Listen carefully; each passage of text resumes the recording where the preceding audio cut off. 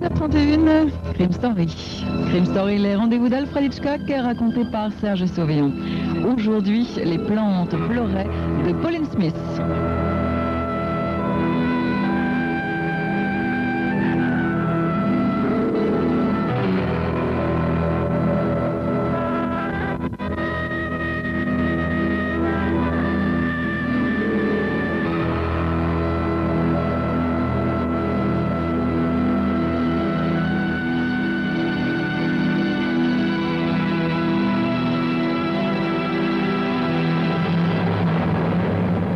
La première fois qu'Harvey Ellis supposa que son ouïe pouvait être plus sensible, ou tout au moins différente de celle des autres gens, ce fut après qu'il eut emménagé dans la maison avec Annabelle, sa femme.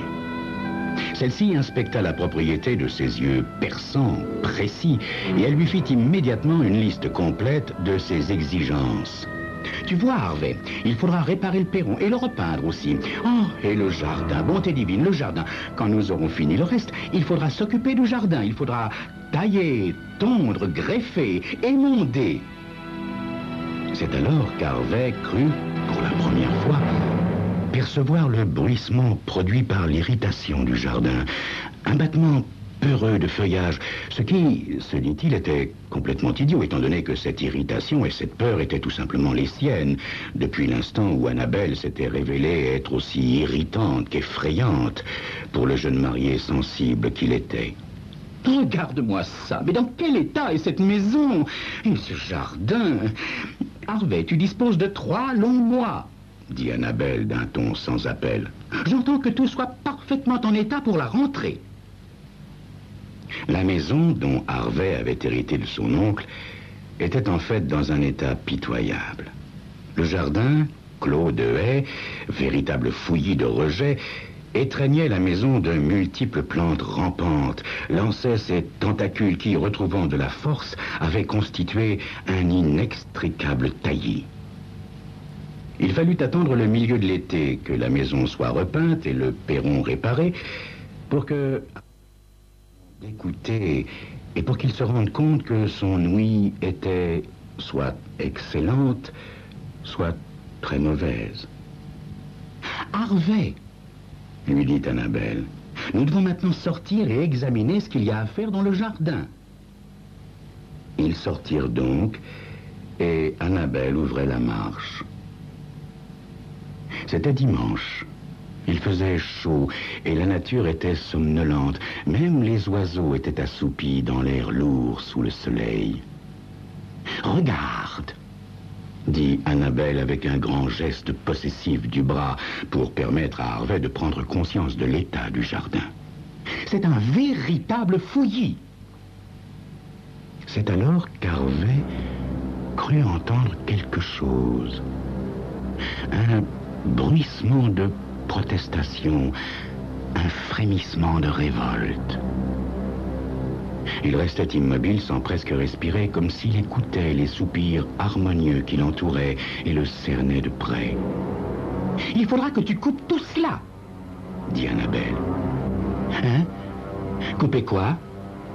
demanda enfin Harvey. « Mais les rejets, naturellement. Il va falloir tondre, tailler la haie, émonder. » Une fois de plus, Harvey percevait comme un ululement de détresse, une étrange plainte. « Comme tout est calme, » dit Annabelle. « Écoute, ce silence. » Il écoutait, Harvey. Il écoutait. Silence, mais bien au contraire, de plus en plus de décibels de malaise.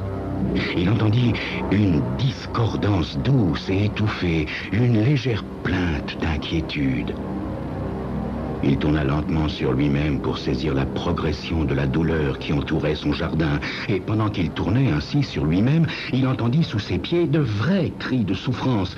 Machinalement, il sauta de l'herbe jusque dans le chemin et le sol aplati qu'il venait d'abandonner soupira doucement. « Est-ce que tu as entendu, Annabelle ? Est-ce que tu as entendu ?» « Entendu quoi, Harvey ? Demain, nous nous attaquerons à ce satané jardin. » L'herbe était haute et envahie par le chien-dent. Elle poussait jusque dans l'allée du jardin, si bien que les grandes dalles de pierre avaient été soulevées et déplacées. Le chêne, grand et fort, était tout penché et étendait ses branches noueuses, les étalant pour former de sombres cavernes où s'abritaient des marjolaines, des lauriers et des arbousiers qui se développaient à l'abri sous le plantain herbu et l'oseille à mouton. « Il faudra supprimer cette grosse branche du chêne, » décida Annabelle. « Non !» s'écria Harvey, qui sentit au même moment, avec autant de netteté que s'il l'avait entendu, un écho de protestation unanime. Il s'immobilisa pour écouter, submergé de supplications et de puissantes prières. « Oh, ne fais pas l'idiot, s'il te plaît !» dit Annabelle. « Les branches supérieures sont trop lourdes et la font plier. Que s'élève seulement un fort vent d'automne et cette branche se brisera. Non, il faudra la couper. » Harvey n'écoutait pas. Du moins, il n'écoutait pas Annabelle, mais au contraire, le soupir de l'air qui bruissait et souffrait de détresse. « As-tu entendu, Annabelle? Ça recommence. N'entends-tu pas? » « Entendre quoi, Harvey? Tu m'agaces à la fin. Mais écoute, Annabelle, écoute. Écoute seulement ce mélange de sons, ce soupir, ce cri d'alarme. Écoute. Entends-tu ces plaintes, Annabelle? Non, Harvey, je n'entends rien, absolument rien. Et toi non plus, tu n'entends rien. Tu as des bourdonnements d'oreilles, c'est tout. Tu devrais sans doute aller consulter un bon otorino. Bien, c'est décidé. Nous nous attaquons à ce jardin demain matin. C'est dans la salle d'attente de l'otorino-laryngologiste qu'Harvey trouva l'article, dans une de ses revues scientifiques bien rangées sur la table basse. Le titre lui échappa quand il feuilleta la revue pour la première fois, mais son esprit l'avait enregistré inconsciemment et, peu à peu, les mots prirent leur réelle signification et il revint en arrière pour le relire. La vie des plantes et leurs sentiments. Les mots lui sautèrent aux yeux et Harvey s'absorba tellement dans sa lecture que l'infirmière dut l'appeler à 2 reprises. Pendant que le médecin scrutait l'intérieur de ses oreilles, Harvey lui demanda s'il avait lu cet article. Le médecin lui répondit qu'il ne l'avait pas lu. Après quoi, il murmura quelque chose au sujet d'un petit excès de cérumen. Il nettoya les oreilles d'Harvey et Harvey, dans les jours qui suivirent, continua d'entendre les bruits du jardin.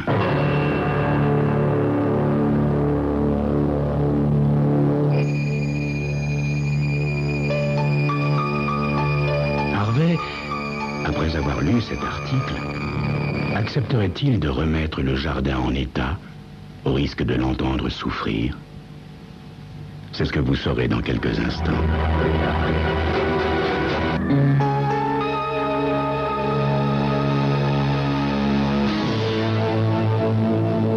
Comme Annabelle lui avait commandé de tondre cette herbe dans laquelle on enfonce jusqu'aux genoux, Harvey sortit la tondeuse à gazon et soudain, il cria « Non, non, non, je ne peux pas !»« Mais pourquoi ne peux-tu pas ?»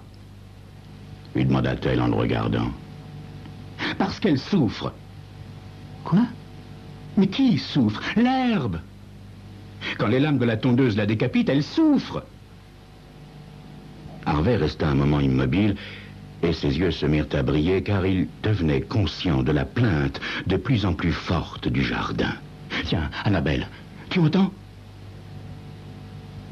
Il écouta avec attention. Ça ressemble à la rumeur d'une foule qui regarde la guillotine décapiter les prisonniers. Tu comprends, Annabelle? Elle est vraiment prisonnière, ancrée dans le sol, incapable d'échapper aux pieds qui l'écrasent, aux lames, aux cisailles qui écrasent et amputent, qui mutilent et qui tuent. Annabelle, je ne veux pas blesser les plantes du jardin. Maintenant que je sais, maintenant que j'entends.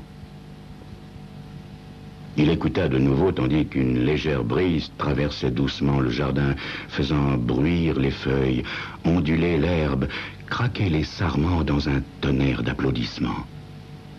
« Mais de quoi est-ce que tu me parles, Harvey? Du jardin, Annabelle. Je te parle du jardin. Le jardin. Il vit et il ne demande qu'à rester en vie pour pousser et fleurir. Tu es idiot, Harvey. Tu es complètement idiot. Non, Annabelle, non. Je sais. J'ai écouté la souffrance du jardin.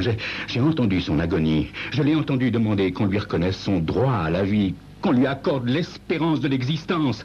J'ai ressenti sa frayeur, Annabelle. J'ai connu sa crainte. Tu es complètement fou, mon pauvre ami. Harvey, tu sais bien que les plantes ne parlent pas, elles ne peuvent pas se faire comprendre, elles ne ressentent rien. Mais tu es le seul au monde à croire à cette folie, le seul au monde. Autour de lui, la clameur devenait effrayante. Elle couvrait, elle transcendait les 1000 bruits venant de la ville. Non, tu te trompes, Annabelle, tu te trompes. Et avec un sentiment de triomphe, de supériorité, il lui parla de l'article qu'il avait lu dans la salle d'attente du médecin. Un savant a fixé des électrodes aux feuilles d'une plante de manière à pouvoir mesurer, d'après les réactions galvaniques, le taux de montée de l'humidité. Bien. Ensuite, par simple curiosité, le savant décida de voir si l'enregistreur réagirait quand les plantes étaient soumises à des efforts. Il a découvert, Annabelle, que non seulement les plantes souffrent quand on les blesse, mais qu'elles compatissent aux blessures infligées aux plantes sœurs. C'est pour cela que les plantes pleurent quand on les menace et qu'elles saignent quand on leur fait mal. Annabelle le regardait avec un dégoût non dissimulé. Mais c'est un savant qui le dit, Isabelle, un chercheur. C'est ridicule, répondit-elle. Ridicule. Ça n'est jamais qu'une théorie de plus, tirée par les cheveux pour se faire remarquer. Ces savants essayent toujours de se faire de la publicité. C'est la publicité qui leur donne le droit de s'asseoir à une table et de regarder dans leur microscope. C'est tout. Mais les enregistrements... Essaya encore de dire Harvey. Il a vu les enregistrements qui montraient la souffrance et la peur. Il a vu des tracés, c'est tout. Ce qu'il appelle de la souffrance, ce n'était que des tracés sur un enregistreur, Harvey, c'est tout. Mais moi, je les entends, Annabelle, les plantes. Je les entends quand elles appellent. Écoute, tu peux les entendre maintenant, toi aussi. Des bruits roulaient, ondulaient, des bruits suppliants, des échos des souffrances passées, des bruits craintifs, terrifiés. Écoute, Annabelle. Je n'entends rien, Harvey, et toi non plus. Tout se passe dans ton imagination. Je n'entends rien du tout, Harvey. Il découvrit tout à coup qu'il haïssait Annabelle, qu'il avait toujours haï cette maîtresse d'école agressive, sans intelligence, qu'il avait épousée. Il la haïssait avec autant de flamme qu'il aimait les plantes de son jardin. Il prit à ce moment sa résolution de ne pas toucher au jardin, et même s'il le fallait, de monter la garde pour empêcher Annabelle d'y toucher. Pendant tout le mois de vacances estivales qui restait, maintenant que la maison était terminée, qu'elle reluisait, Harvey s'assit jour après jour dans le chemin d'allée et se sentit ainsi en communion avec son jardin, pendant que les hautes herbes s'inclinaient, que les arbousiers rampaient, que le jasmin proliférait et que la grosse branche du grand chêne se courbait sous le poids de ses sœurs. Il avait appris à ne pas entendre Annabelle, alors que le jardin, lui, chantait sa joie de vivre. Harvey, n'as-tu pas honte? Ce jardin est un véritable fouillis. Ne l'écoute pas, chantait le jardin. Ne l'écoute pas, ne l'écoute pas. Harvey, ça commence à aller trop loin. Tu agis comme si tu étais hypnotisé. Mais qu'est-ce qui t'arrive? N'écoute pas, n'écoute pas. Harvey profitait des derniers jours d'été, s'asseyant tous les jours dans le chemin d'allée, appréciant la chaleur du soleil du matin, et dans l'après-midi, l'ombre tachetée du chêne, ainsi que, au début de la nuit, les ombres qui donnaient des teintes pourpres au jasmin et des reflets d'or aux arbousiers. Rêveur, Il écoutait le bavardage des oiseaux au-dessus de lui. Mais plus que tout, il écoutait son jardin qui s'étendait de toute la force de sa vitalité et soupirait d'aise dans la paix de se sentir bien vivant. Il n'écoutait pas Annabelle quand elle poussait des cris perçants, des cris de dépit. « Harvey, fais quelque chose pour le jardin, c'est une vraie honte !» Un murmure de colère s'élevait du jardin chaque fois qu'Annabelle sortait de la maison. Même lors des premières bourrasques venant de l'Est, toutes chargées de la chaleur du désert, même lorsque ce vent glissait sur le sentier d'allée et traversait le jardin, même alors, Harvey aimait rester dehors. Il restait assis, le tuyau d'arrosage à la main, souriant, tout en aspergeant d'eau les sarments desséchés, les feuilles grillées, l'herbe brûlée. « Harvey, le vent s'est levé !» s'écria Annabelle. « Cette branche grince, elle va casser si tu ne la coupes pas. » « Non, Annabelle. Ce jasmin envahit tout. Si tu ne scies pas cette branche et si tu n'émontes pas ce jardin, c'est moi qui le ferai. Ne viens pas dans le jardin, Annabelle. Ne touche pas à mon jardin. »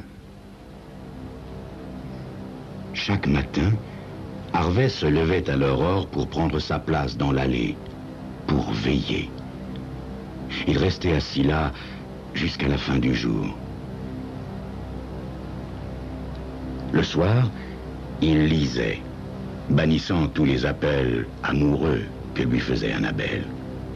Après avoir lu et l'avoir, elle, dédaignée, fait comme si elle n'existait pas, il allait se coucher tôt afin de pouvoir se lever et se rendre à son poste sur le sentier quand les premiers rayons du soleil illumineraient l'horizon. Le vent d'Est soufflait toujours. Le jardin s'imbibait de toutes les averses qu'il lui offrait, demandant toujours à étancher sa soif.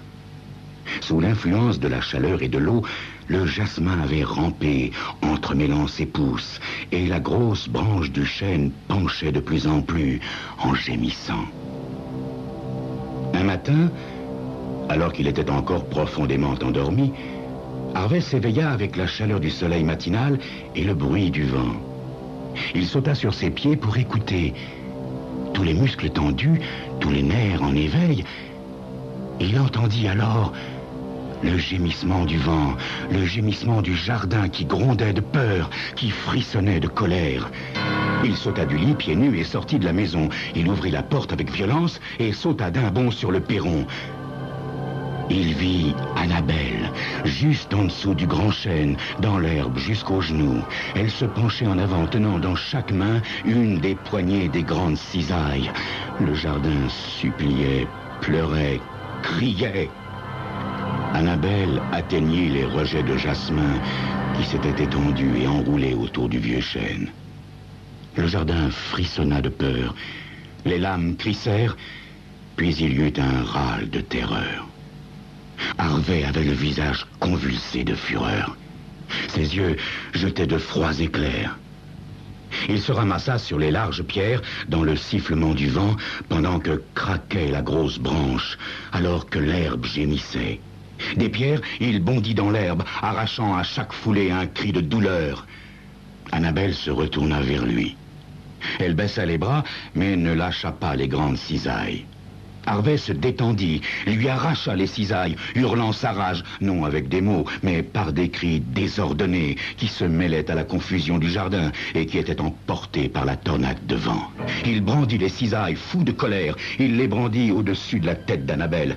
Elle étendit les deux mains devant elle pour se protéger. Elle écarquillait les yeux, elle était terrifiée. Elle voulut reculer, elle trébucha, les pieds empêtrés dans les herbes trop hautes et paralysée par la peur. Harvey abattit son arme et frappa de toutes ses forces. Le jardin s'immobilisa, retint son souffle. Le vent exhala un soupir apeuré. Puis, soudain, la branche du chêne craqua et se rompit. Elle se brisa, criant sa peine impuissante, écrasant Harvey qui tomba près d'Annabelle. Avant de mourir, Harvey entendit encore les gémissements chargés de chagrin qui le submergèrent, les gémissements des plantes et de tout le jardin qui pleurait à cause de lui, des larmes de sang.